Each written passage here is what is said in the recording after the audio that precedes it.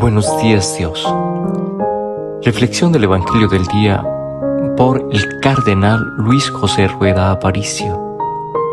Abre tu corazón a la palabra de Dios.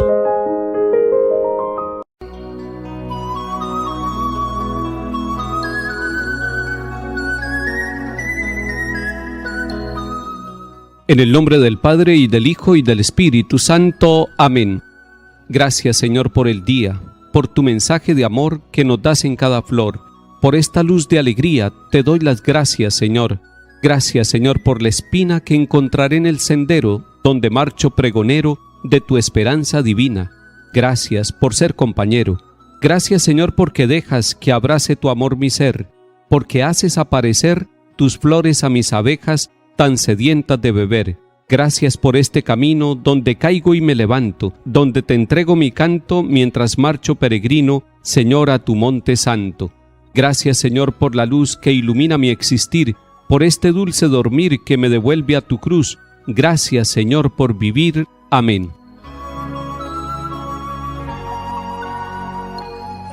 Lectura de la carta del apóstol San Pablo a los Romanos, capítulo 4. Hermanos, no fue la observancia de la ley, sino la justificación obtenida por la fe, la que obtuvo para Abraham y su descendencia la promesa de heredar el mundo. Por eso, como todo depende de la fe, todo es gracia. Así, la promesa está asegurada para toda la descendencia, no solamente para la descendencia legal, sino también para la que nace de la fe de Abraham, que es padre de todos nosotros. Así dice la Escritura: te hago padre de muchos pueblos. Al encontrarse con el Dios que da vida a los muertos y llama a la existencia lo que no existe, Abraham creyó. Apoyado en la esperanza, creyó contra toda esperanza que llegaría a ser padre de muchas naciones, según lo que se le había dicho: así será tu descendencia. Palabra de Dios, te alabamos, Señor.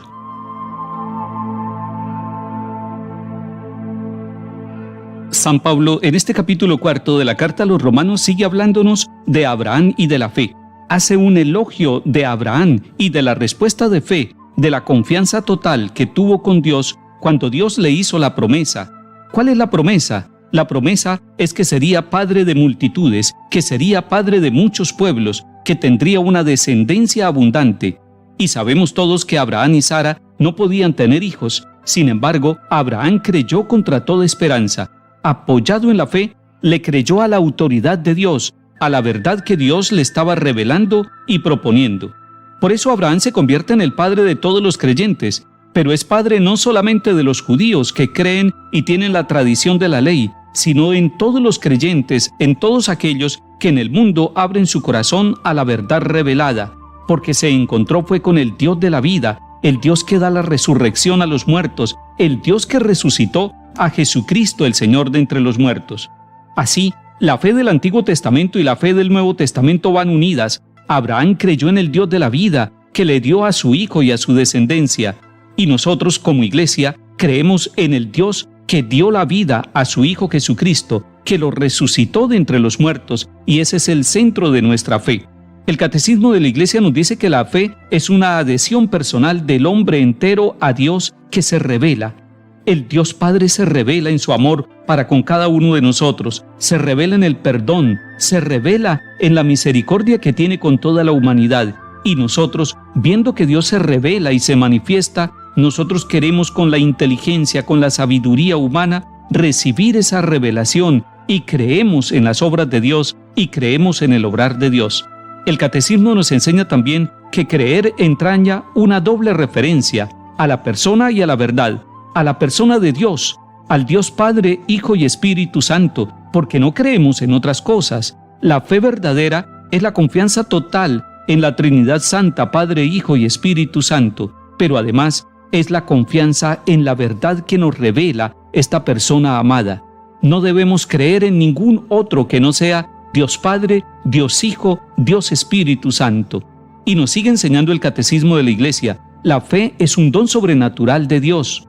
Para creer, el hombre necesita el auxilio del Espíritu Santo allá en su interior, porque es un don que se recibe, es un don que se va acrecentando, que va progresando con la ayuda de nuestra inteligencia, de nuestra libertad, y que va constituyéndose en un don que cubre toda nuestra vida.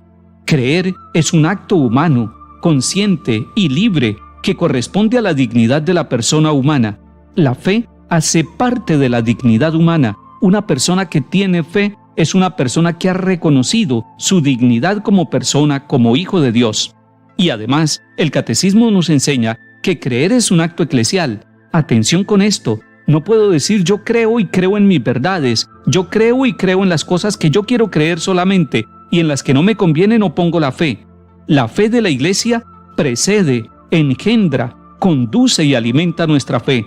Atención con esto, y es muy importante para nuestra vida, porque es que la fe no nace con nosotros, la fe la recibimos nosotros a través de la Iglesia, y la primera iglesia que nos transmite la fe es la pequeña iglesia familiar, la iglesia doméstica, donde nos enseñan a amar los sacramentos, a amar a la Santísima Virgen María, a respetar a las demás personas, a creer en el Dios que acompaña la vida de nuestras familias. Es una fe que nos precede.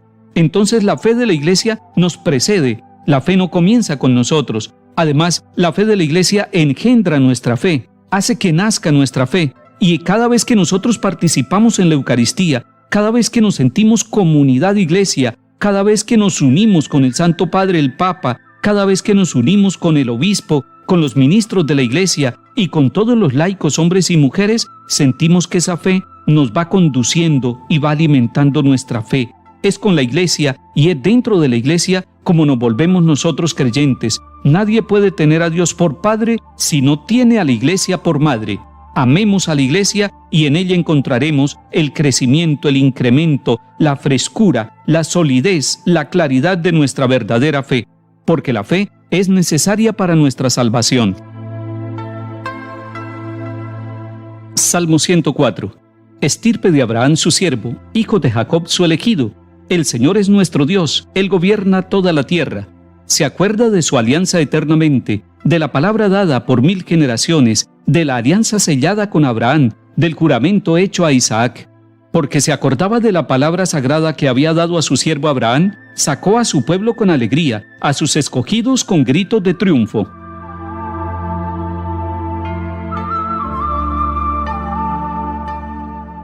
Lectura del Santo Evangelio según San Lucas capítulo 12.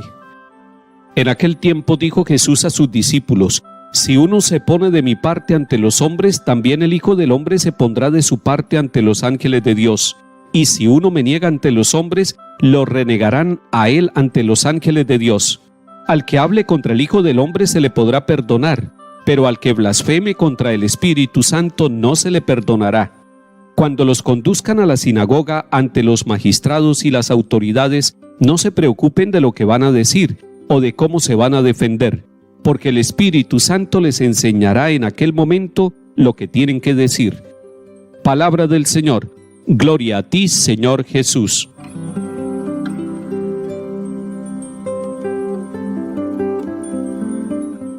Capítulo 12 de San Lucas, donde se nos invita a confesar a Jesús.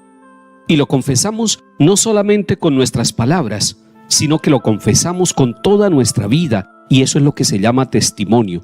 El Papa Pablo VI nos enseñaba que en la evangelización es necesario confesar a Jesús con el testimonio de la vida y con la palabra explícita, hablando de Jesucristo el Señor.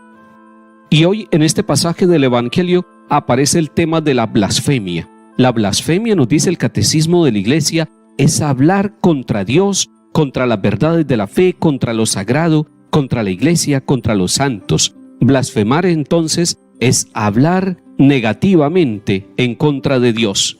Y nos dice Jesucristo el Señor en el Evangelio de Lucas en el día de hoy que la blasfemia más grave es aquella que se hace contra el Espíritu Santo, es decir, contra la verdad y contra el amor, contra la unidad y contra la comunión. El Espíritu Santo es el abogado que nos lleva por caminos de verdad, y si nosotros blasfemamos contra el Espíritu Santo, no nos queda esperanza. Estamos en el tiempo del Espíritu Santo. Es más, el texto del Evangelio hoy termina diciendo que cuando seamos perseguidos, que cuando nos lleven ante los tribunales, no nos preocupemos porque el Espíritu Santo nos enseñará en aquel momento lo que tenemos que decir. Pero si nosotros blasfemamos contra el Espíritu, no tendremos quien nos acompañe, quien nos conduzca a la verdad plena. Que el Señor ponga palabras de bondad en nuestra boca, que quite toda blasfemia de nuestra forma de hablar y de nuestra forma de vivir, para que de esa manera podamos ser dóciles al Espíritu Santo y podamos confesar con nuestros labios y con nuestras actitudes que Jesucristo es el Señor de nuestra vida. Que el Señor nos bendiga y acompañe en el nombre del Padre y del Hijo y del Espíritu Santo. Amén.